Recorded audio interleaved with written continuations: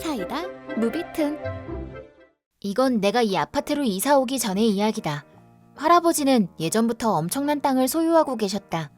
근데 어느 날 어느 건설회사가 아파트를 짓고 싶으니 땅을 팔아달라고 할아버지에게 제안을 했다. 할아버지는 땅값이 더 오를 거라며 거절했다. 하지만 입지 조건이 너무 좋았기 때문에 땅을 팔아달라고 계속 사정했다. 나는 그때 결혼 1년차 신혼이었는데 함께 동거하던 남편의 투룸 월세 아파트에서 그대로 쭉 살고 있었다. 할아버지는 단호하게 싫다고 했지만 건설사는 계속해서 팔아달라고 사정했다. 보다 못한 우리 엄마가 여기에 아파트를 짓고 송이를 여기 살게 하면 되잖아요. 그럼 아버님 댁이랑도 가까워질 거고 손녀도 자주 볼 수 있고 얼마나 좋아요?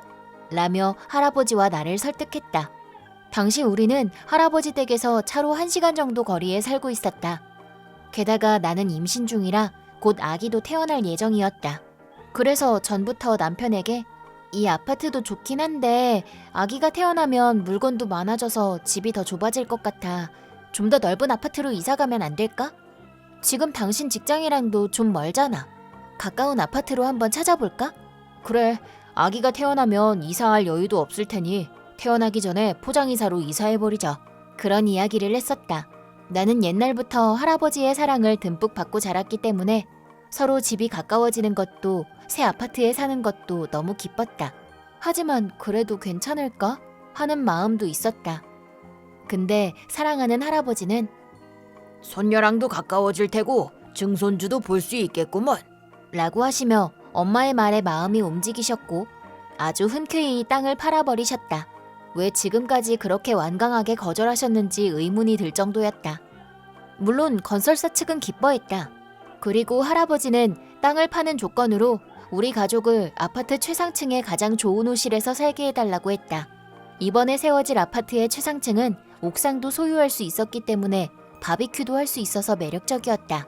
물론 건설사 측은 조건을 받아들였고 파격적인 가격에 팔 것을 약속했다.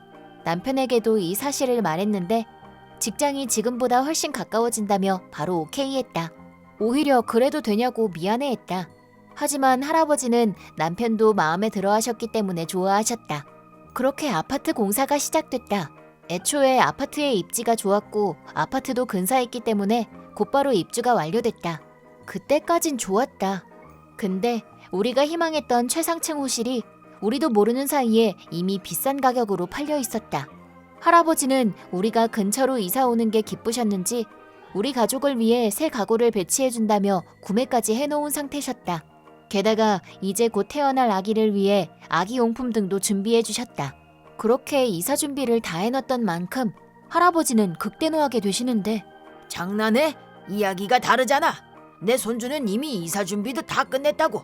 내가 말한 조건을 잊은 건 아니겠지? 하지만 건설사의 직원은 반성의 기미도 전혀 없이 그랬었나요? 뭐 계약서를 주고받은 것도 아니잖아요. 이제 와서 그런 말씀하셔도 늦었어요. 이런 식이었다. 결국 이야기는 평행선을 그을 뿐이었다. 다행히도 이사업체와 계약하기 직전이어서 사실상 우리가 손해본 건 없었다. 나는 남편에게 사과했고 아파트도 운이 나빴던 거라고 생각하고 포기하려고 했다. 하지만 할아버지는 건설사의 수작 때문에 이사하기로 돼 있던 호실을 포기해야 하는 거냐며 분해하셨다. 몇 번이나 건설사 직원을 찾아갔지만 문전박대 당하셨다. 그런 할아버지가 마음 아팠던 우리는 할아버지 괜찮아요. 이사는 생각하고 있던 일이었고 여긴 남편 직장도 가까우니까 이 근처 아파트 월세 구할게요. 네? 라고 말했지만 할아버지는 아파트 일로 화가 많이 나 계셨다. 근데 건설사는 이번 사건으로 공지에 몰리게 된다. 건설사 직원은 몰랐던 이야기인데 사실 이 아파트뿐만 아니라 그 주변 땅도 다 할아버지의 소유였다. 더 자세히 말하자면 세워진 아파트 입주자들은 할아버지의 사유지를 통해서만 출입이 가능했던 것이다. 그 길을 드나들 수 있게 해준 건 할아버지의 선의였고 사유지의 이용을 눈감아줬던 것뿐이었다. 화가 난 할아버지는 사유지를 완전히 막아버렸다. 그 결과 아파트 주민들은 보도, 자전거, 경 오토바이로만 지나갈 수 있는 1m 정도의 길만 사용해서 아파트에 출입해야 했다. 그러자 주차장에 차를 댈 수 없게 됐다. 상황이 이렇게 되자 건설사 측은 할아버지와 이야기를 하러 왔다. 하지만 할아버지는 아무 말도 없이 쫓아내셨다. 그리고 그 땅을 지날 때마다 전화로 할아버지의 허락을 받으라고 했다. 건설사 측은 아연실색했다. 하는 수 없이 입주민들에게 가까운 유료 주차장을 사용해달라고 했지만 그 근처 주차장도 다 할아버지의 소유여서 주차장 사용도 막아버리셨다. 그러자 매일 클레임이 쏟아졌고 결국 건설사도 무릎을 꿇었다. 정말로 죄송합니다. 부디 차가 오갈 수 있는 땅을 팔아주십시오. 만약 안 된다면 매달 사용료를 지불하게 해주십시오. 라며 건설사 사장이 무릎을 꿇었다. 그 사장 옆에는 할아버지에게 부디 땅을 팔아달라고 했던 남자 직원도 있었다. 이번에 저희 직원이 약속을 마음대로 어겼다고 들었습니다. 정말로 죄송합니다. 부디 용서를. 그 사원은 할아버지의 땅에 아파트를 세워서 본인의 실적을 올리고 싶어 했던 것 같다. 또한 아파트 최상층을 비싼 값에 팔면 실적에 가산점이 붙는 걸 알고 그런 짓을 벌였던 것이었다. 하지만 사실 이 클레임을 건 세대는 딱 한 세대뿐이었다.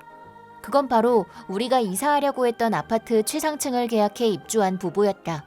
사장은 손수건으로 식은땀을 닦으며 지금 살고 있는 부부에겐 나가달라고 하겠습니다. 그 후에 집을 다시 준비해드리겠습니다. 물론 입주 청소도 해놓겠습니다. 이 멍청한 놈아, 왜 내가 사랑하는 손녀한테 중고 아파트를 줘야 하냐? 라며 사장이 무슨 말을 해도 극대노 모드였다. 그래서 사장은 어떤 조건을 내걸었다. 그럼 똑같이 완성한 새 아파트의 최상층은 어떠십니까? 이 아파트보다도 더 화려하고 고급스러운 분위기의 아파트입니다. 부디 마음에 들어 하셨으면 합니다. 그 말에 할아버지도 한번 생각해보겠다고 했다. 훗날 완성된 아파트의 자료를 봤는데 처음 아파트와는 비교도 안 될 정도로 멋진 아파트였다. 나는 무심코 이 아파트가 더 좋다 라는 말을 하고 말았고 그 말을 들은 사장은 어떠신가요? 물론 가격도 원래 아파트 가격대로 해드리겠습니다. 라고 딱 잘라 말했다. 극대노하시던 할아버지도 손녀인 내가 마음에 든다고 한 게 기쁘셨는지 그걸로 됐다고 합의해 주셨다. 참고로 할아버지에게 그 아파트의 가격은 그다지 큰 돈이 아니었지만 사장의 선의로 그 가격에 하기로 했다. 사장은 그제야 마음이 놓였는지 감사합니다. 야, 너도 빨리 무릎 꿇어. 라고 했고 그 직원은 새파랗게 질린 얼굴로 정말 죄송합니다. 라고 했다. 그날은 그렇게 집으로 돌아왔다. 며칠 후 알게 된 사실인데 최상층에 입주한 부부가 그 직원에게 그 아파트의 최상층이 마음에 든다고 말하자 그 직원은 돈을 좀 주면 입주시켜드리겠다고 했다고 한다. 돈이 많았던 그 부부는 단번에 오케이 했다. 직원은 그 돈을 받기 위해 할아버지를 무시했고 그렇게 서로 윈윈했던 것이다.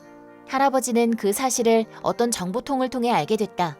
그래서 다른 주민들에게는 넓고 좋은 주차장을 무료로 빌려줬지만 이 부부만은 금지시켰다. 당연히 그 직원은 회사에서 잘렸고 경찰에도 체포됐다. 그리고 이번에 얻은 수익과 보너스는 모두 몰수당했다. 그 부부도 건설사 측의 엄중한 주의를 받게 됐다고 들었다. 그 후 우리 부부는 사장이 준비해준 아파트의 최상층으로 이사했다. 사장이 말한 대로 아파트는 고급스럽고 정말 근사했다. 욕실과 부엌도 모두 최고급이었고 무엇보다 경치가 아주 끝내줬다. 오히려 남편은 머쓱해하며 괜찮아, 정말? 이렇게 좋은 아파트에 내가 살아도? 라고 했지만 당연히 괜찮지. 할아버지가 선물해 주신 거니까. 라고 말해줬다. 그로부터 얼마 후 나는 무사히 건강하고 예쁜 딸을 출산했다.